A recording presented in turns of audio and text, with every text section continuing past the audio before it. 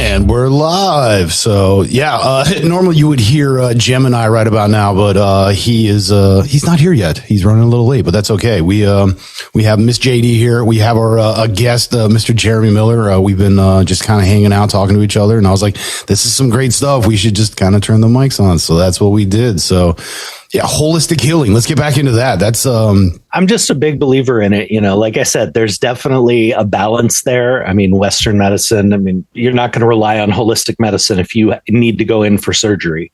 You can, but I'll take my shot with a well-qualified surgeon. But there's so much that goes into holistic healing, and, nutrition and food actually plays a big role in that. So as a chef, I've always been kind of tried to stay up to date on, what's going on with the trends in eating.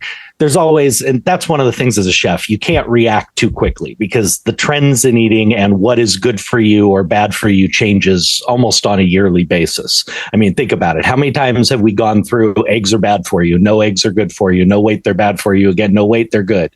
Milk, the same thing. Now it's beans. Half the world subsists on beans and rice and has used it as one of the most important protein sources in their diet. And yet you have a lot of doctors out there, nutritionists, trying to say that beans are one of the things destroying most people's gut health. Well, with the beans, it's the lectins inside the beans. So if you have a pressure cooker, it eliminates the lectin. So it becomes more better for your digestion and your gut health, according to Dr. Stephen Gundry. Right. And that's what I'm saying is, for me, again, I'm going to take that not with a grain of salt, but I'm going to wait and see a little bit because, again, we have years and hundreds of years of civilizations using this as their main protein source, and it hasn't been a problem.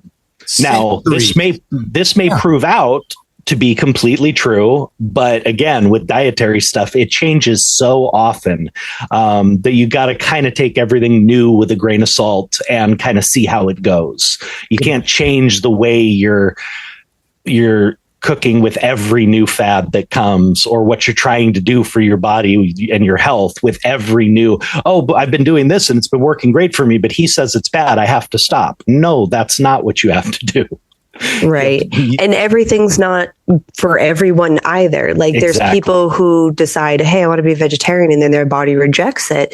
There's people who want to go, what is it, Atkins, the one that you just eat meat, and then your body can reject that because with too much protein levels within your body, your muscles can actually break down.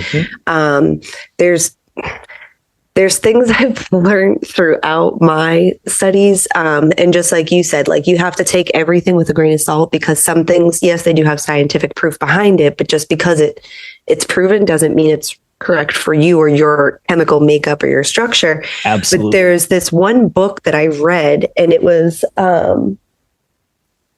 it's actually right behind me. It's called A Diet for a New America.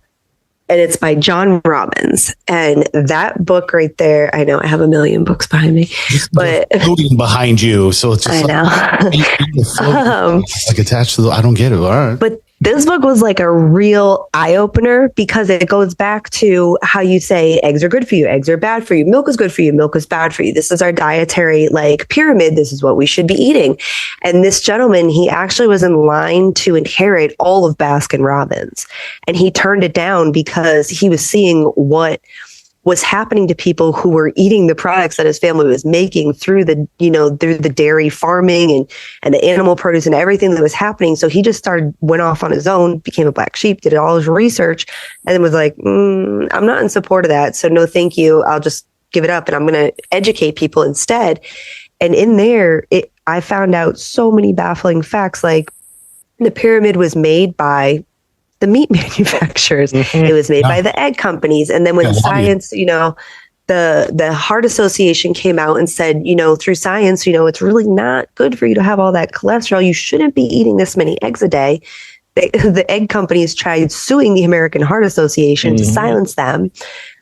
Same thing with the meat company. They tried suing Oprah because when she found out how animal farming happened and meat, she was just like, yeah, I'm not into that. I'm just not going to eat meat anymore. And they tried suing her because they had a decrease in sales. So it's literally all about profits and who has control over what you're seeing and what's being fed to. I'm sure it was in that book, but you know about the whole war on heart health that happened. It was financed by the sugar industry. And that's another. It was completely 100% financed by the sugar industry. Correct. Our whole 80s cholesterol is bad, fat is bad, was 100% paid for and funded by the sugar industry because they wanted to make this the evil bad guy, even though sugar is 10 times worse for you than the fats and cholesterols and everything else. And we've learned this over the years. Mm-hmm. But yeah, it's been profit. The big corporations don't like losing money, and they don't really care about our health, and they care about their bottom line. So, I'm a big fan of the idea of, getting people started with small things. There's a little tip that a lot of nutritionists and a lot of people use when you're just getting started, in that shop the outside of the supermarket. Stay out of the aisles. Yeah. If you think about a supermarket, everything on the outside, you have your dairy, your fruits, your meats, all your more natural, unprocessed stuff. As soon as you start getting into the aisles, you start getting into the processed, manufactured, additives and stuff like that.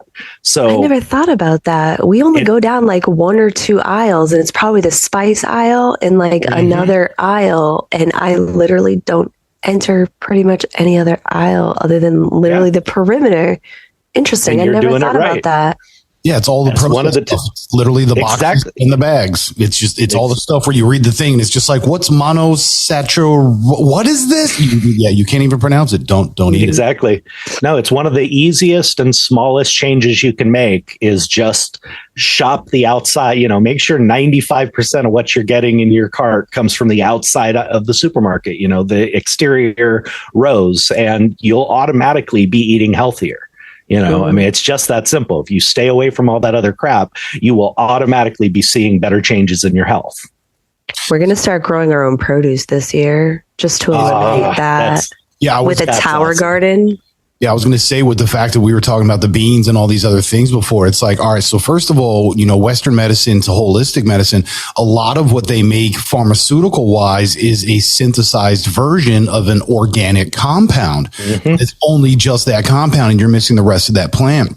So go into the whole beans thing or, hey, this is now bad for you or this is now good for you. It's like we've also been manipulating on a genetic level the food that we grow, the seeds, the everything that modifies too. So, beans 300 years ago might have been the best thing for you, but the beans, the way they're grown now. So it's not the bean per se. It could also just be the actual means to produce it, so that's very true. Grow your own food, locally sourced, organic. And, they're like, oh, it costs more. It's like, yeah, it costs more to get certified, but to grow organic is actually cheaper. Exactly. For effort.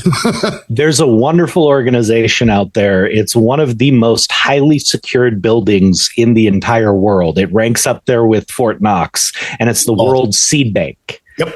And it is all the real, original, unmodified, unscrewed up seeds that we have used over the last hundreds and hundreds and hundreds of years, preserved so that when we all end up screwing this up and destroying everything, they still have, the means to grow quality food. It's a great organization, and I don't know who's behind it or who helped fund it, but they literally have every type of seed of trees, of plants, of food, of vegetables, of everything stored in this vault. Yeah, grasses, weeds, everything. I know, and they're still adding to it too. And there's a multitude of them. There's the main one that's like, this thing is a massive underground structure. Mm-hmm. This thing is meant to withstand floods, global thermonuclear war, and everything else, It's insane. But yeah, again, for the seeds, that's much love to those who are making that happen. That's good. Absolutely. It's so important. I'm not trying to jump down America's throat, but the unbridled capitalism aspect has led us to screw up a lot of these things. Profit's the only thing that matters.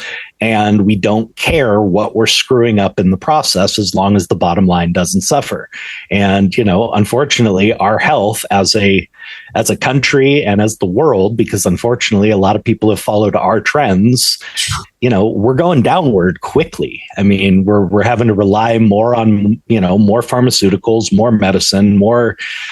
It's just as somebody, Band-Aids to a dam. They're not gonna. That's exactly it. You gotta deal with the root cause, or you're never gonna fix it. And half the time, it literally can be solved with dietary changes. Mm-hmm. Well, I'll tell you, that's one of the reasons why I love the Japanese culture. And it's one of the reasons why, like I said earlier, I've always wanted to go there and just eat my way through the country, because it's a different mindset. It's a 100% different mindset. They are willing to pay more and take longer to grow it so that it's quality, and eat less of it so that they're getting the best of the best, rather than our philosophy, which is give it more, give it to us cheap, give it to us, we don't care how you do it, just give us lots of it and make it cheap. Well, they will literally pay 5 times what we're paying and eat half as much to a quarter as much so that they can enjoy the best stuff. That's an entire philosophy that I can get behind. I'd gladly eat less meat, less this, less that, to eat a higher quality, better taken care of, healthier product.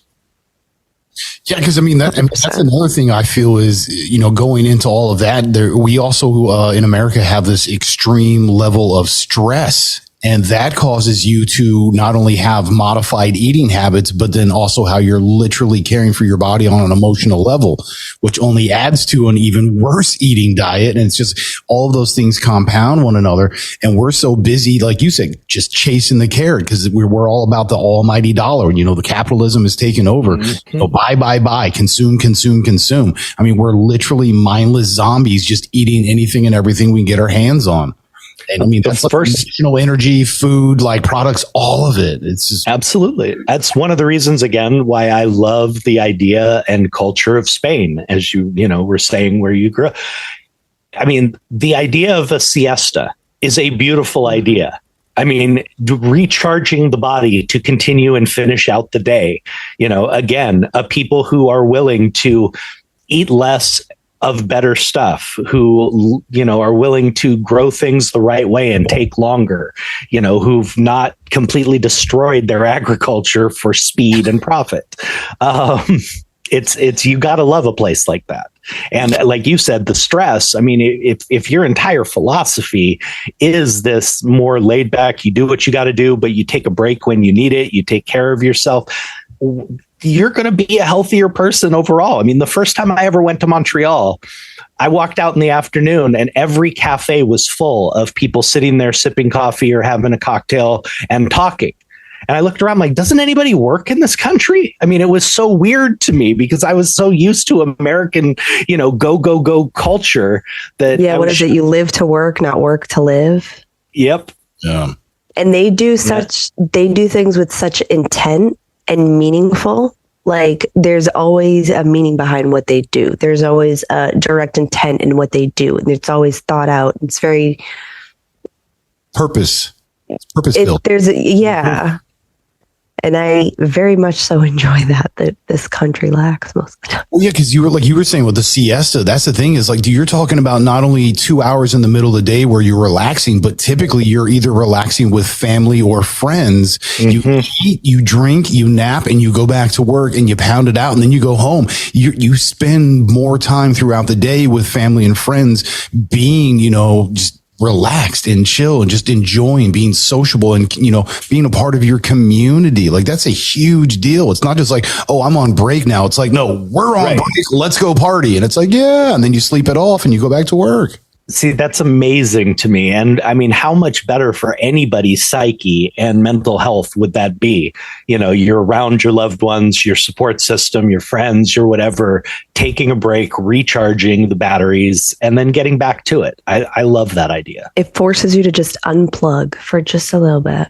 Mm-hmm. Yeah, and like there's different industries there that have their siestas as like a slight offset. So like you'll get the bakeries will close an hour before the restaurants, and so on and so forth. So that as like everybody kind of comes down and back on or whatever, you can actually get overlap, because then your wife or your husband who works at the bakery can now bring fresh food to you for siesta, do the thing, still have time to enjoy each other, and make it back to work, and you still get to do your like it really does promote more of family-minded communityness, and I love that, because you usually eat better, you usually care for yourself more. I mean, it removes the stress, it brings in peace and joy, and you're having a good diet. Like, isn't it Italy that just like takes the month of August off? I mean, it depends on who you're asking. There is a country that literally August, like, it shuts down. Oh wow! And they just everybody takes a break.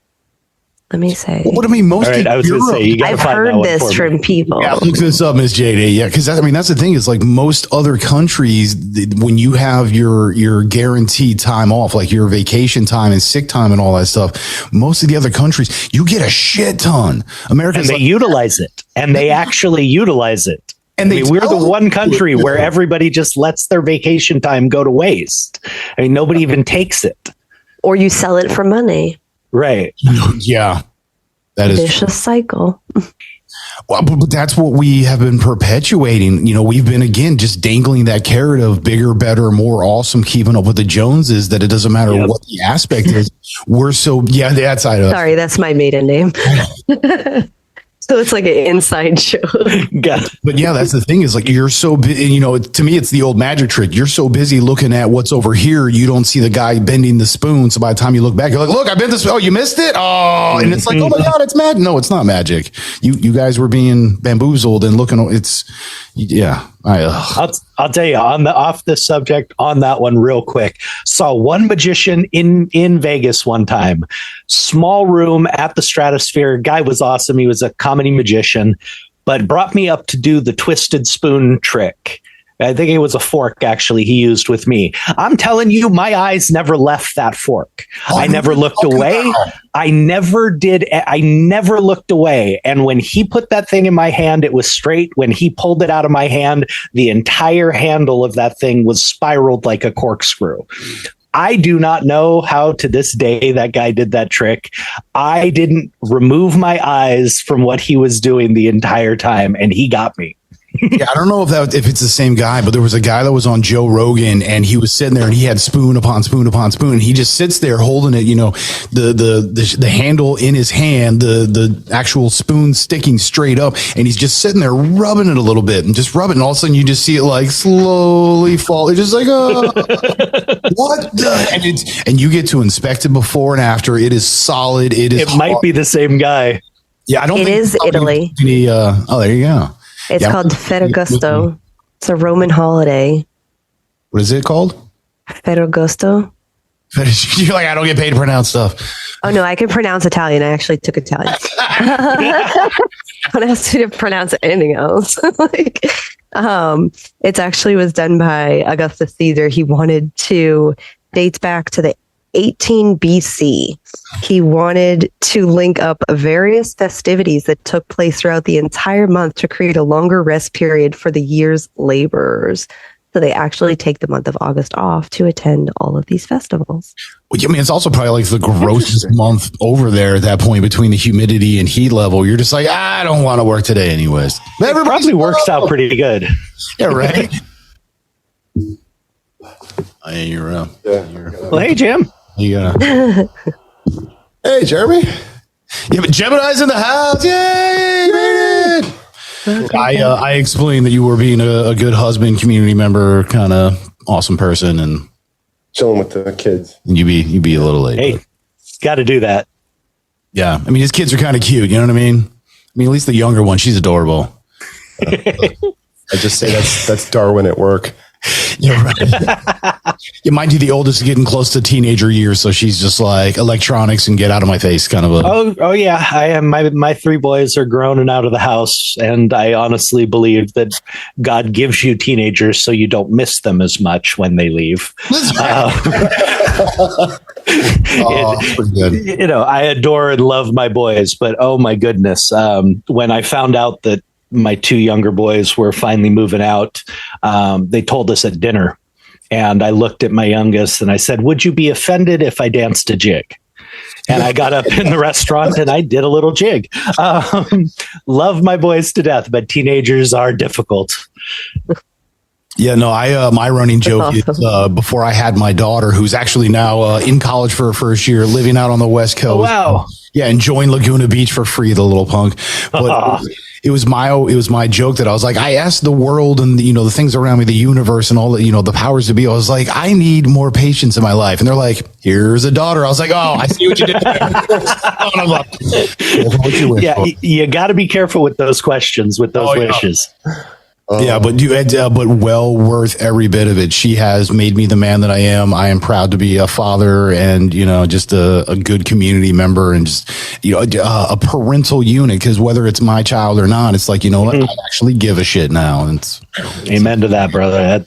I was not ready or prepared to have three boys. They came into my life. They came into my life at the ages of 11, 9, and 6. And I was in no way prepared for that challenge. I did not know what I was getting myself into, and I was nowhere near the father that I wish I had been. But I gave those boys as much love as I could every single day, and they were the biggest blessing that I've ever had in my life. That's tough ages to come in, because I know my family was blended, and one half of my family was blended when we were at some of those ages. And bless my stepmom. That's all I'm going to say. Well, I can say that my boys took to me very early. I never looked at them as anything other than my boys. Same, those are my sons. But no, I'm not trying to pile on anybody, but their biological didn't set the bar real high. And it didn't give me a lot of the same stepdad issues that a lot of people had to deal with. You were able to step right into the role. Yeah. I was, to a degree, especially because all I wanted to do was be there for them and give them love. And I knew the horrible situation they had come out of. And I just didn't want them to have any of that in our home. So that's the best thing you can do too. Well, it's they were a package deal. My fiance was very, very adamant about me not meeting them for quite a while until she was sure where we were going. But the first time we met them, she was living in Corpus Christi at the time in Texas. So I flew out to go visit, and she had her brother bring me as his friend to the Corpus Christi Aquarium. And that's the first time I met the boys. And we just wandered around and had a good time. But within a few minutes, we hadn't met them maybe 10 minutes before. And I had raised my little brothers. I'd been around kids my whole life. My youngest couldn't see into the aquarium. He was too short. And I wasn't trying to win points. It was instinct. I just grabbed him and I threw him up on my shoulders. Well, what I didn't know was he wouldn't go to any other man except his uncle or his grandfather. From having dealt with his biological father and all the trauma and abuse and stuff, he did not like men. But he went right to me and spent the entire afternoon on my shoulders. And basically from that day on, those were my boys. The very next summer, I brought them out to California. They'd never been. And we did all the touristy stuff and we had fun. But one day we went to Universal Studios and we're walking around the shops afterwards. And they said, we need you to go to that other shop over there. I'm like, okay. So I go and I'm looking around. And they finally get done doing what they're doing. And they came up and they said, we wanted to give you this. And my boys handed me a little SpongeBob keychain that said, I love you, Dad. Oh. And I already loved those boys like they were my own. But from that moment, those were my boys unequivocally, and I knew that they felt the same way. So that's awesome. It was an incredible blessing. But again, financially, responsibility wise, the stress of raising 3 kids at one time, I had come from being a bachelor to this and jumped right in. And again, I was in the early stages of my alcoholism at that point. So the extra stresses definitely pushed that further down the road. It was nothing that I was prepared for, but I was head over heels in love with their mom. I fell in love with those boys on day one, and they have been mine ever since. That is awesome. That's why I said, dude, I love that. Once you become and this is why I always say is, being an elder, you don't necessarily have to be a parent because, you maybe didn't have children yourself, but being an elder, it's your responsibility to pass on knowledge, respect, and appreciation to the next generation. So, whether they're your kids or not, they're still the future and you need to treat them like that. Absolutely. I had a lot of great people in my life who were not my parents, who provided a lot of wisdom over the years, who were involved in my life and who were involved in shaping me into being the person I am today. And not that my mom and dad didn't do a great job of what they were doing, but it takes a village. We used to be okay with people correcting our kids and, putting them on the right path. And, now you're lucky if you don't end up in court, if you, freaking chastise someone else's kid and tell them they're doing something wrong. So, yeah, you look at them wrong, and they're just like, "What are you looking at?" You're like, "Your kid acting like a little shit," but now I'm looking at you for giving me shit for that. What the hell? Exactly. My friend calls her kid the community kid because she's like, if we're in a room, she's like, if he's acting up, I don't expect not a single one of you. She's like, any one of you can just go put him in his place. Like, if he speaks up to you, like, you go deal with it. So we're like, I hate to be that in my day guy, but that's how it was when we were growing up. You knew dang well if you were misbehaving when you were down the street at somebody else's house, that there was a good chance you were getting spanked by that person. You were at very least getting put into your place and taken home and then getting your parents told exactly what you did wrong. You didn't get away with stuff, when we were kids. That's the truth. You just didn't get away with it. Your friend's parents would handle the situation. Your neighbor would handle the situation. It's back in the day when you said, "I'm going to tell your mom," that was you're just like, "What? No, don't tell my mom." But back in the day, you could also disappear in the woods for 5 hours and not anybody could just call you on any given second and demand where you are. Absolutely very true. But I got lost. There was more of but I still had, the loss didn't cut it. If I wasn't home by the time those lights came on, I was getting grounded, I was getting spanked, or I was getting punished in some other way. I'm so glad you said that, because one thing I learned when I moved to the South, especially Hilton Head Island, because it's a conservatory island, you're not allowed to have, it's like a 12-mile by 4-mile island, and it's all surrounded by beach.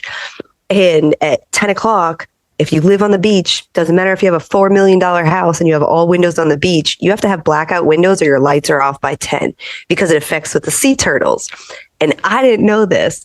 And I get down there and I'm naive to it. And I'm like, why do you guys don't have street lights? How do the kids know when it's time to go in?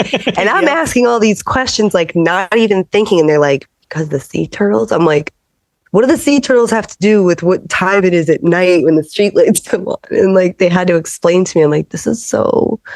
But see, if you live in a community where they're actually that careful and, willing to, accept and do something for the local animals, it's like, they're probably taking care of their people too pretty well. It just seems like they're probably going to be doing that. You know what I mean? You'd have to imagine that it's pretty. I feel like it's a very well maintained area, I will say.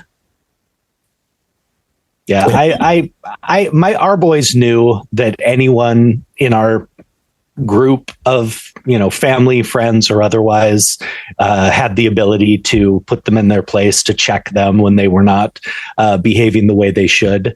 One of my funniest moments with our boys was walking through the store and seeing some kid just, really misbehaving. He's throwing stuff off the shelves. I want this. And the mom's just, you're going to be in trouble. You're going to be in trouble, just over and over and over. And our youngest looks to my fiance and goes, "You'd have beaten my butt all over this store." And he knew. I mean, our boys didn't get out of line. And no, we weren't abusive. Did they get a swat? Absolutely. Did they get timeouts? Yes, they did. Did they get grounded? Absolutely.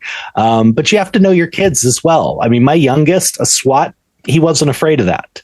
But you stick him in the corner when other people are around, he's now embarrassed. And that's the worst thing you ever could have done to him. Mm-hmm. So you learn as a parent what works with your, each kid, and one size does not fit all. So yeah, I told this story so they know this, but I mean, growing up, my parents, they were not afraid to use a hand. I mean, I got like leather belts, chanclas, back of the, like whatever, wooden spoon, whatever was closest, I got knocked with. But I mean, it was also a thing of, when we were kids, we would go out with my mom to the store. She did this once. We're out in the store, we're acting up, we're being little terrors, and she says nothing, just slowly just keeps meandering us to the back of the grocery store where the bathroom is, gets us inside, shuts the door, locks it, whoops our ass, waits until we're done crying. She's like, "Cool, we're good. Yeah, all right, cool, let's go." And then just like says nothing about it, and we just leave. And it's like, what the heck? But then, sure as can be, next time we're in the store, it's like, hey, it's just like, "Hey, you need to go to the bathroom?" No, we good. No, I was over here. I'm right here. I have a few of those experiences with my mom. We were actually filming and we're on lunch break one day, and we had run to the store to run an errand my mom needed to do. And my younger brother and I were misbehaving in the store, and she did what her usual one was. Now that we'd gotten a little older, I think I was probably around 10, 9-ish, that area. And instead of taking us to the bathroom, she made us wait outside, and we had to stand outside by the door. And we could not move. And when she got out after doing her business, we would get our butts whooped. Now, this particular time, my mom came out and she gave us our spanking, and she's sitting there just, going off on us. And I apparently had locked my knees. So I pass out face first into the concrete while she's yelling. Paramedics end up having to come because I face planted. I passed out face first into the asphalt, the blood running down my face. Paramedics come. What happened?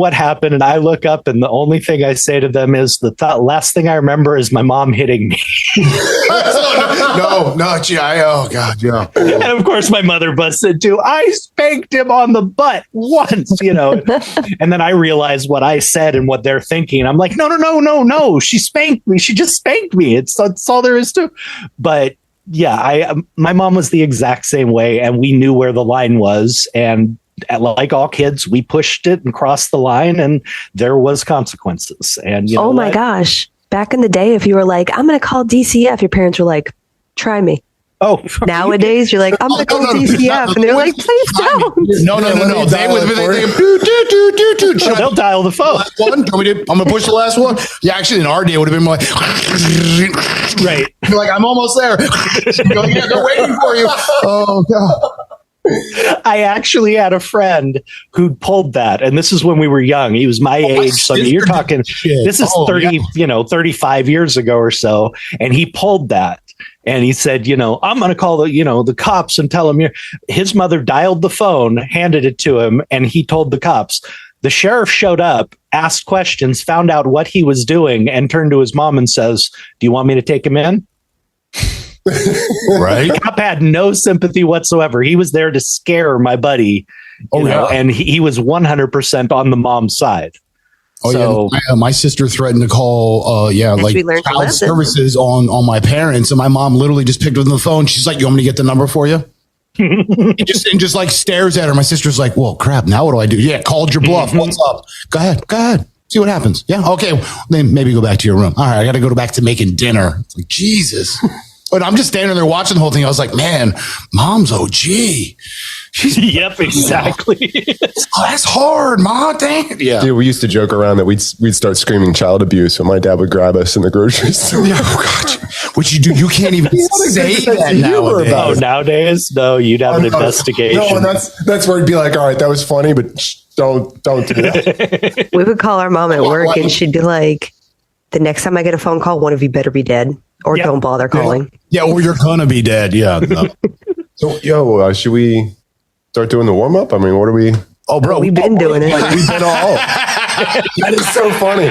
We be done doing that thing. I mean, so I turned the light on seriously later. Welcome to the party, pal. That's awesome because I didn't want to miss any of this good stuff.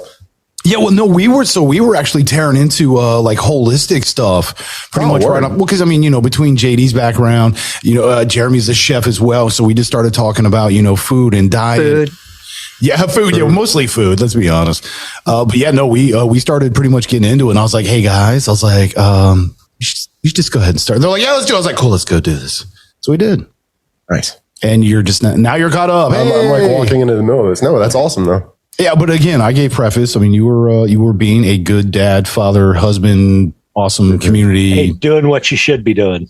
Yeah, we're just hanging out as Raising two little independent, strong ladies. Yeah, 1.5. Independent, yes. Yeah, the one's independent. The other one is strong and independent. That's one way to put it. Yeah, I mean, they are great kids, but yeah, the one is the typical, just in her devices. Just you're like, hey, and she's like, I'm in the middle. It's like there is a pause button, or I can just take it from you. I don't, which one's easier for you? Okay, good, thanks. I can say I feel very blessed to have had boys. Nothing against girls, but I was raised with all brothers. I was equipped to deal with young, rambunctious boys. Yeah, hormonal teenagers. I would have had no clue what to do. I mean, my niece, I will have no clue what to do with a female. Like, I am such a tomboy. I told my husband, you're going to have the tea parties because I'll teach him how to fish and do all that stuff. My niece was the first girl born into our family in 4 generations. Whoa. Okay, we had to marry every woman we brought into the family. For 4 generations, we could not birth a girl until my niece. And you could bet she ended up being the princess. Although not spoiled, but man, she was the princess. I mean, everybody doted on her because it was our first, niece, granddaughter, everything.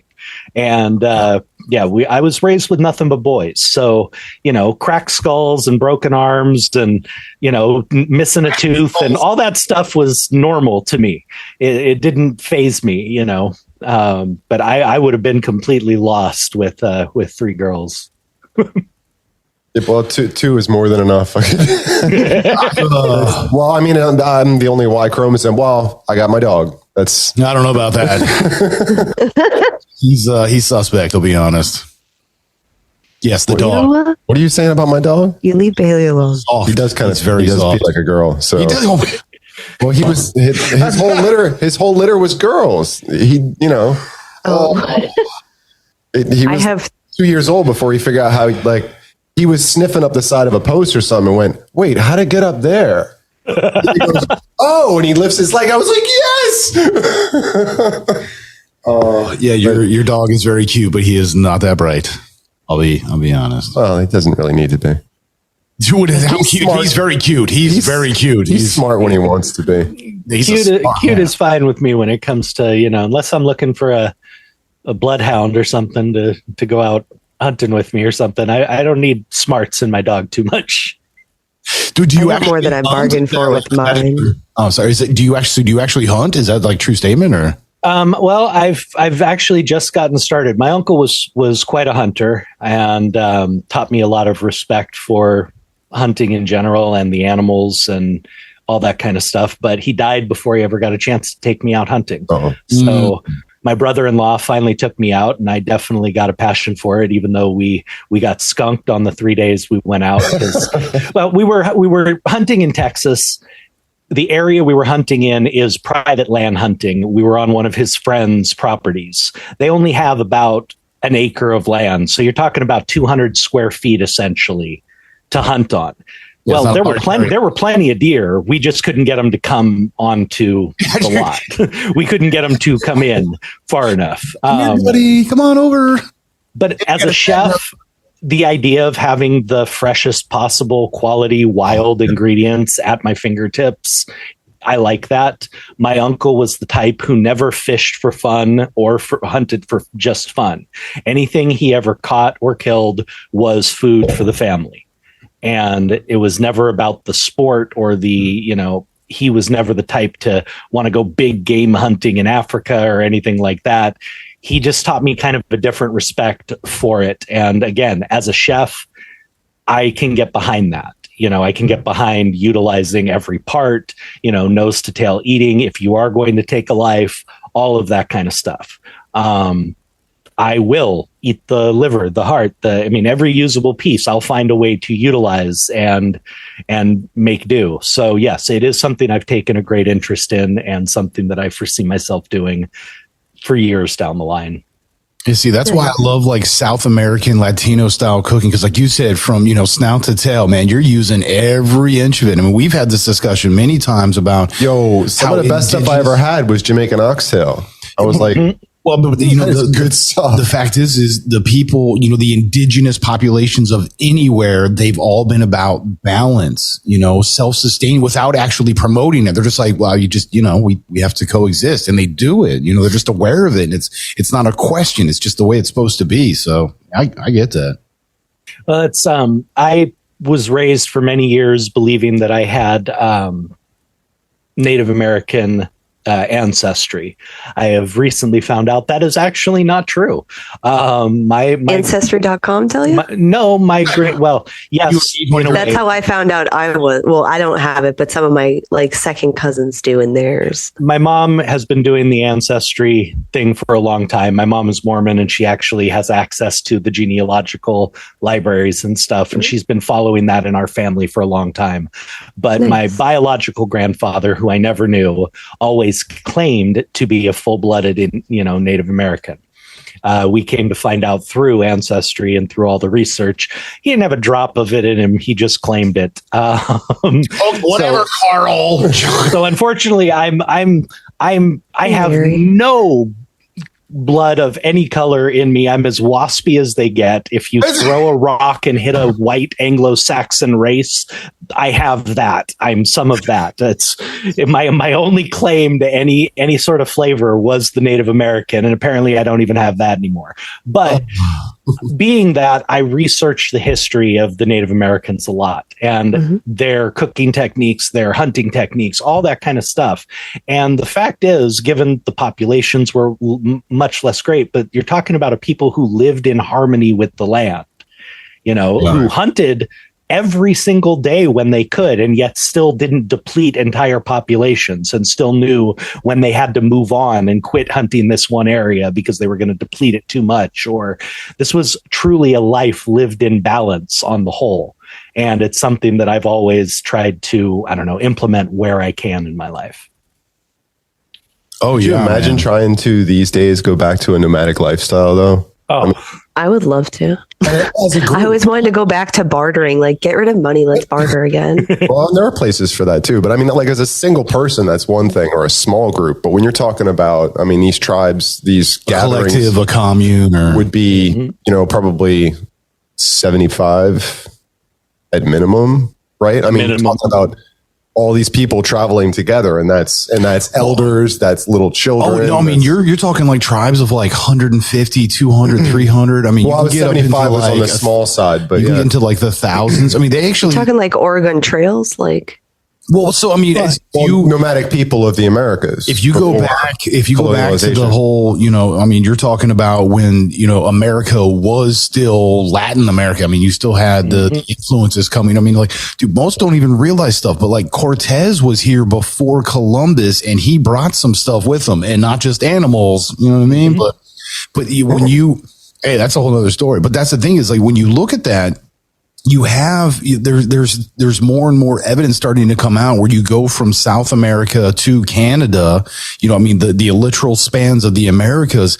There was definitely some form of a trade trail. There was definitely some form of cities and civilizations, and multiple times, not just a couple of here and there. So, you're getting these smaller nomadic tribes of, a small populace, but you're also getting massive quantities of thousands of people. And they can either set up or move and go from city to city.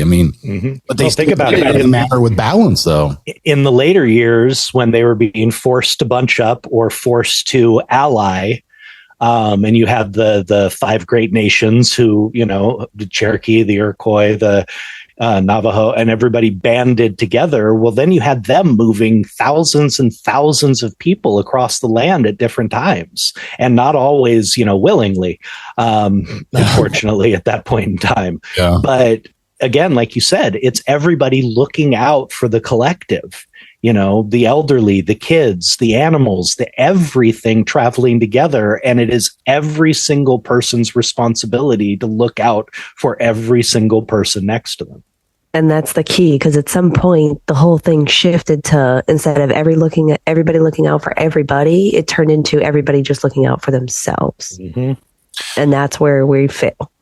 Capitalism. I'm sorry, redacted. Well, it was.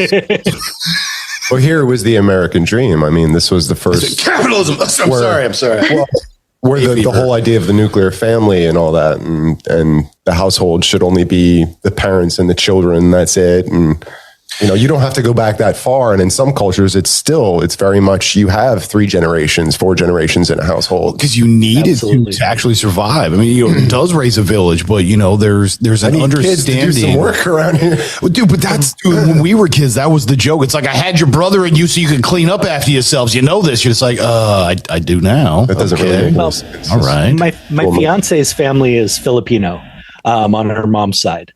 And it is still very much that way in the Filipino culture, right. Not just in the Philippines. It's a running joke amongst people, here in America. But, nursing is the number one profession for Filipinos to try and get their degree and get out of the Philippines. Yep. They use the medical industry. And the way they do it is the oldest gets their education. They go to college, they get their learning, then they go to the States, they get a good job, they save up their money, and then they bring over the next, sibling, and then the next. And then when they can afford it, the grandparents come, and the aunts and the uncles. And you've never met a people who are more happy to be here and want to be and work hard for America. I mean, they're just incredibly amazing people, but they keep that community. Yep. I mean, it's still there. When we go visit Joni's parents, even though her dad's is, white as I am, her mom's side of the family is still all there. Constantly. I mean, her aunts, her uncles, they moved to the same cities together. If somebody's going to be picking up, you can bet 2 or 3 siblings or someone's going to be following them to that next area at some point very soon. It's a way of supporting each other that you don't see in our culture anymore as often. I mean, I know it exists, but you have generations of support, readily at hand, and it's an amazing way to live in the Western world. Though, like, we're so trained out of that I think we're trained more for competition, so it's not that we're trained out of it, we're just not trained for it, because it's just like, no, you have to compete. It's like, but that's my brother. Yeah, you still got to the death. It's like, go to the Thunderdome, 2-man enter, 1-man leave. You're like, what? It's a job. Why are we fighting to the death? What's going on? Yeah, you're forced into that. So yeah, you get. I think once people realize that there's enough and there's always going to be enough, people have this mindset like there's never enough. You always got to get what you can get because it's going to run out. Nothing's ever going to run out. No, but that's how they're going to keep making more. Well, that's exactly it. And, truthfully, I don't have a big issue with a capitalist economy. I have a problem with unbridled capitalism. Agreed. That's my problem, because it's nothing more than just sheer greed at that point. Capitalism is a great system in its rights, but when it becomes all greed all the time, society can't work that way. It can't all be me, me, me, me, me. Well, we've talked a few times, like whether it's socialism, communism, capitalism, any one of the isms where the system has some sort of a value system built into it, the law of 80-20 is always going to come into effect. You're always going to wind up ending up with a very little having most of everything. It's just the way it's going to work. I mean, that's the math. There's no way to get away from it. No, it's amazing that it does that. It's like the ghost in the machine. No matter how you build it, it's still gonna take you there. That's exactly it. I mean, sorry, what, JD? No, I was just singing in the background. That's I was like, I didn't say anything. I know you were her. I know. Having been in China for a while and having worked there over many, many times over the last, dear Lord, 30 years now. The very first time I went, I was 14 years old, and things were very different then. The country it was still very agricultural. There were no highways, there were no freeways. You basically had more pedestrians on the road. It took you 3 hours to get anywhere in a car because there were too many pedestrians to have to drive through. You actually would get there quicker walking.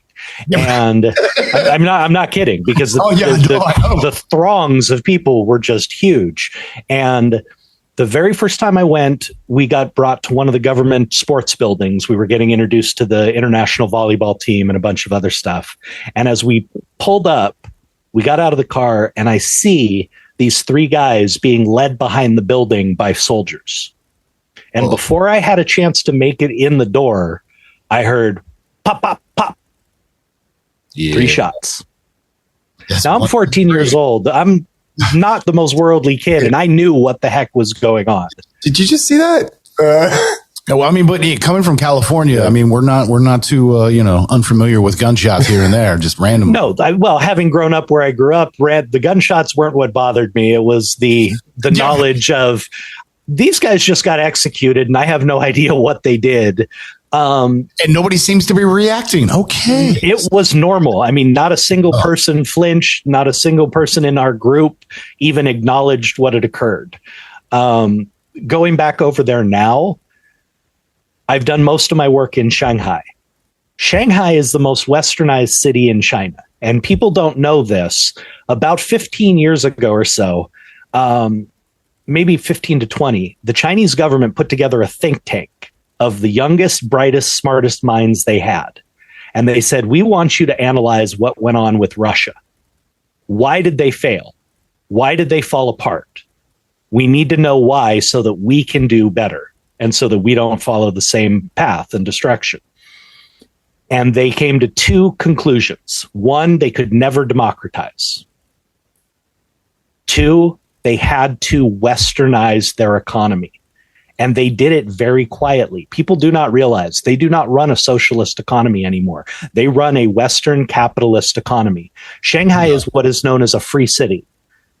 Any business can come into Shanghai and do open business and open trade without having to pay the exorbitant taxes and the exorbitant fees to the Communist Party and everything else. 90% of China's economy nowadays is completely capitalist and westernized.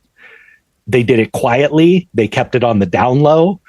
But it is, I mean, given things are more tense at the moment, but any business can go over to one of the free cities and do completely free trade and open trade in this communist country. So even China, even one of the most rigid communist places in the world, is being influenced by Western ideas and culture. It's still changing it to some degree. Now, the people in power are never going to relinquish that power, willingly. But even now, they have had to westernize certain parts of their philosophies to survive. Yeah, I'm trying to recall, because when you were saying that, it sounded familiar to me. Part of surviving is evolving, though. Well, dude, change is the only thing that is consistent. Dr. Eric Thomas, that's the one thing he says. Change is the only thing that's consistent. It's like no matter what you have in this world, you will always have change. You will never stand in the same river twice. I mean, it's very philosophical, but it's very exacting. Everything. Where you were just at right now. That's in the Yoga Sutras, yeah. Yeah, where you're at right now, a second from now, you're now technically in a different place because the earth has moved. So you are always changing, even though you think you're still in this rotating ball that's moving at, 1,000 something a mile an hour. And there is no true stillness in this plane. I mean, we're built on even a rock is moving. Dude, that's why we say, and I'm not just saying because it's spinning around the planet. It's got a vibration of its own. Yeah, it might be solid in structure, but it's been amassed there because of the molecules are the, it's because that's what we always talk about. It's like, everything is fractals, and because science says it and everything else is that it's just, we're built or based within a construct. So whether you look animate or inanimate still or not, like actually it's still all just vibrating molecules making a mass. Science. Yep. Love me some science. That's still one of my favorite episodes of Friends, was when Phoebe calls out Ross on his rigid scientific beliefs. Yes. Do I love that? Because she just goes through all of the, you guys thought the atom was the smallest thing in the world. Then you broke one open and a whole bunch of crap came out, and, and so on and so forth. And it's one of the things I've always loved about science is that it's always changing. Our understanding of what's going on changes with every new discovery. Nothing is ever completely concrete. And that's one of the weird things too, is that the deeper you look, the deeper it gets. Mm-hmm. So what's going questions. On? What's going on there? The same thing with space. Like the further out we look in space, the more things we discover. As we interact with it more, it changes. Well, is that a quantum thing though? Right. Right. But that's the new macro. That's the new understanding is like, well, so every time we say, hey, this is what it is, and we notice that's what it is, and we go to look at it just for that exactly, it changes. It's because what if the law of attraction is adjusting the frequency? That's why I'm saying this entire world, we're built as vibrating, molecules or constructs. Like, I don't care what you want to call it, what you want to label it as, but we're all just, Walter Tesla. Walter Russell, man. Tesla, we're frequencies, vibrations, and energy. Like we're just, as much as this world is very physical, tactile, like, there's things you can sense, it's still a construct, which means it's a simulation or a video game by definition. Doesn't mean that it's literal. We're not like literally living in Grand Theft Auto. However, when you break it down into physical terms, when we get into the semantics of it, it's just a construct. Well, that's the same thing as a video game. It's a construct. So I don't care what you call it. We're still a system of some sort. I like that idea that you meditate really hard, and the next thing you know, you just take off your VR glasses and I look to you in a completely different universe and go, wow, man, that was fun. Let's do that again. Right, dude. I say it's like Pizza Hut. You're sitting at the the old sit down tables like Pac-Man style. You're just like, I'm going all throwback, and then everybody's just standing around looking over. It's just like, oh, he's going for the score. Oh my god! Hey, it's a heck of a way to look at it. But I think it gives it a more jovial tone and lets you understand. It's like, dude, you're living within a world of rules. And as long as you can attempt to understand those rules, you can work within them. You can have whatever you want within the rules. And that's the part I love, is that those rules change. The basics don't, but our understanding of those rules are constantly changing, and you have to constantly adapt, Yeah. No, back to evolution. That's why I like the idea of Neo and the Matrix, because, regardless of the fact that you're saying, hey, there is a construct and it's physical or mechanical or digital, it's still interpretation. There's still an openness to saying, yeah, while there are these rules, there's still not really there, So it's like, yeah, it's open for interpretation. But you can openly discuss that and make it something. But that's what we love doing, is like, we know that we know nothing. It's very philosophical and stupid, but it's the truth, because we don't know, but we know that we don't know. So that's okay. Yeah. Well, he who claims to know doesn't know. No. And he who claims to not know knows it all. Probably. Yeah, no, that's why I always love science, because we say it's a fact, and then we go, oh, well, then it's true. It's like, no. A fact means if within these rules, guidelines, construct, or this, this overall structure, if you follow this recipe 9 times out of 10, you're going to get chocolate chip cookies. That's a fact. It's like, that doesn't mean it's true. Just means that there's a high rate of consistency that if you take these components in this fashion, you're going to get this. Yep. Okay, there's a science experiment today I sent you guys, and I want to do it. The plasma ball thing? And then you try to make the plasma ball. Yes, the portal. Wait, you Okay, so this video. Top. That's not going to Yeah, work. I'm calling bullshit on that one. Well, that's why I said we have to science experiment. We have to try it for ourselves, and we need to disprove this theory. Okay. So just so you know what we're talking about, I sent this video, and it's this guy. He took one of those like little Bluetooth speakers, put it on a bed, had his computer on like a bureau on the other side of the room. He found an app where you can get like frequency emulator, basically. Yeah, you can get frequencies, but like where it's solidifies it where there's no other background noise, nothing involved. And he got it to, I think it was like, was either 542 or 512 hertz. He did 528 and then 525. Okay. I'm very big on numbers, and I was watching. I was just like, okay, because 528. I was like, I know there's a 5 and a 2. That's about it. 528 adds up to 6, and 525 adds up to 3. Those are why those are considered. Look at you with your... I'm a nerd. Thank you. Yeah, again, I was like, oh, okay, I see where he's going with this, but yeah. Mm-hmm. Sorry, but he did this, and he hit the frequency, and in the second one, like the first one, you could see like a little bit of light was going, and then the second one, it went up, and then like this portal, like it looked like a globe where you could see like you were looking into like another dimension, whatever. And it was a portal to, do you remember the location? It was like Silicon Samaria, something like that. He's like, if you don't know where this is such and such. And he tells you where it is. And I'm like, okay, I'm either calling BS or this is some crazy shit. But if all this takes is a Bluetooth speaker and some frequencies, this is possible. I mean, I got speakers. Yeah, I mean, I love dreaming. I have a computer. But that sounds a bit much. I'm not sure. Yeah, with that little technology at work, I sounds a little hard to believe for me. But I have seen the thing where they'll run a water line through a speaker and they'll do something with the frequency, and that is amazing to watch because it's like the vibrating plate kind of thing too. As you toy with the frequency. Oh, you're talking about the actual the water. Yeah. What it's doing is it's slowly resonating the end of the tube as it's coming out. Correct.